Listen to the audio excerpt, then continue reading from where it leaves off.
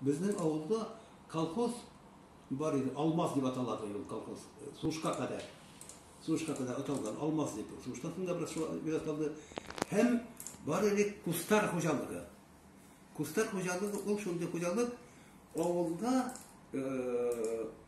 төрле көнкүреш кирәкле әйберләрен ясау, мебель эшләү, мунчала басу, мунчала басып бик күп мунчалалар эшләп безнең авылдан кыш буена хатын-кызлар мунчала эшлиләр иде. Һәм шулардан капчыклар тегеп җибәрәләр Тын океан диңгезләрендә тотылган балыкларны тутыру өчен мунчаладан эшләнгән капчыклар эшлиләр иде. Арбалар ясау, чана ясау, һәм бигрәк тә миңа бик ошыйдыр иде, каен дигете эшлиләр иде. Каен дигетен ничек эшлиләр безнең авылда? Каенны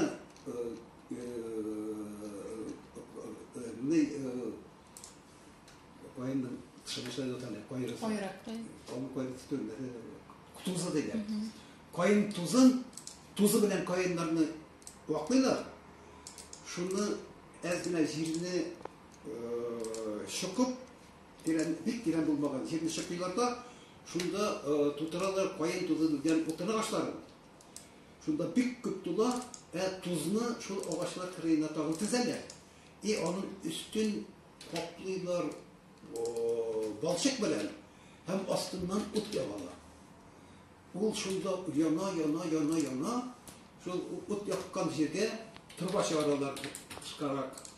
Шунда теге каен агачы яна, бик каты янмый, ул пыскып кына яна, төтене чыгарып кына. Каен тузыннан дигет чыга. Каен дигете ул шул кадәр файдалы, медицинага да файдалы, һәм башка эшләргә бик файдалы. Әнә теге тырбадан шуннан дигете агып тора. Шул дигетне җыеп дәүләткә тапшыралар иде, медицина өчен файдалану өчен, бу сугышка хәтле, сугыштан соң да булды. Менә шундый эшләрне эшләү өчен махсус